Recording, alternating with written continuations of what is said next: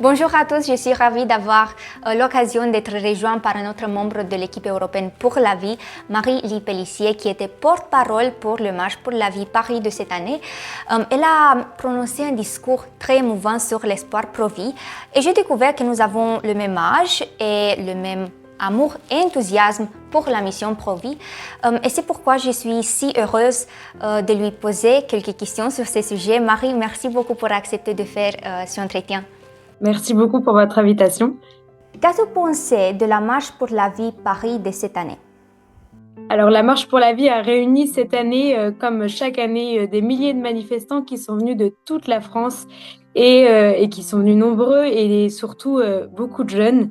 Et donc, ce fut une grande joie pour nous de voir tous ces jeunes qui ont consacré un week-end pour défendre la vie, pour rappeler que la vie doit être respectée de son commencement, de sa conception jusqu'à sa fin naturelle.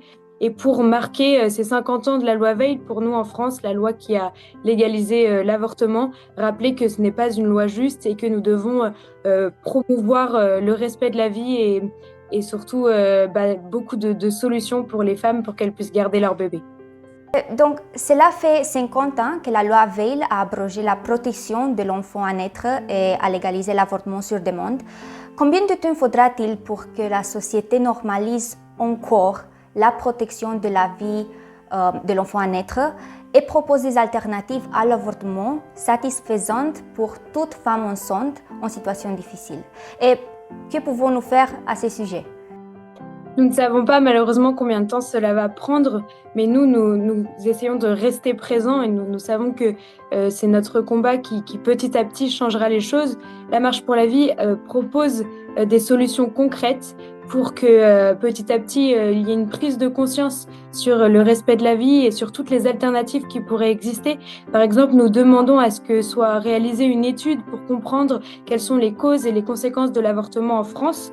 Et puis nous demandons aussi qu'un acte de naissance soit remboursé à 100%, ce qui n'est pas le cas aujourd'hui, alors qu'un acte d'IVG est remboursé.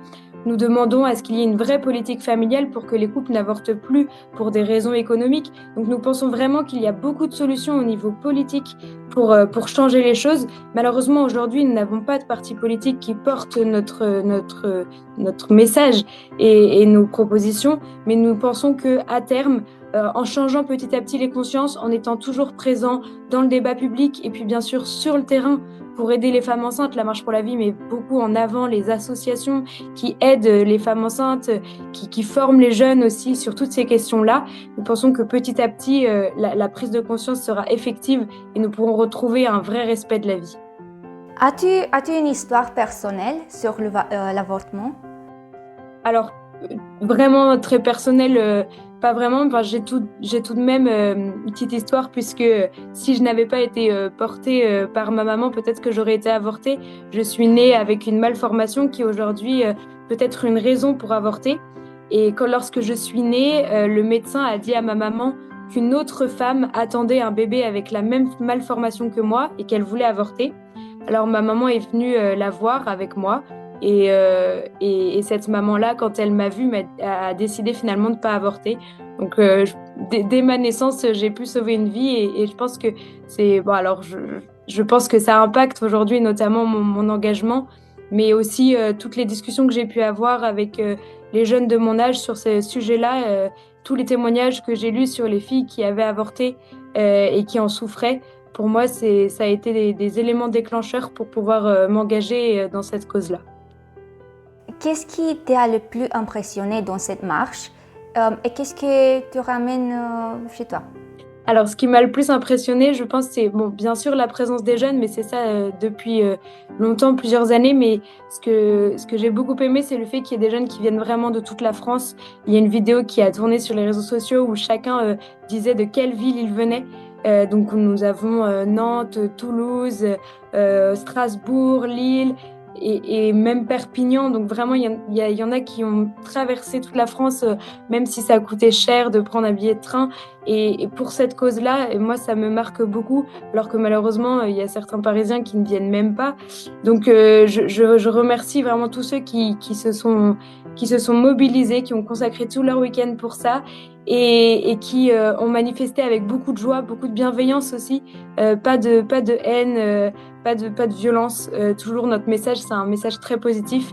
Et puis bien sûr, ce que j'ai aussi aimé, c'est le programme de cette marche, la présence de Philippe de Villiers qui nous a réveillés et encouragés.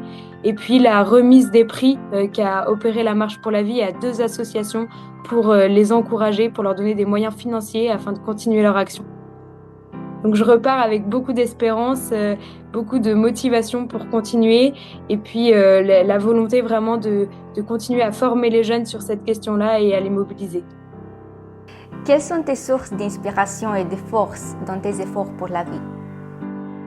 Alors mes sources d'inspiration sont surtout des personnes qui m'ont marquée.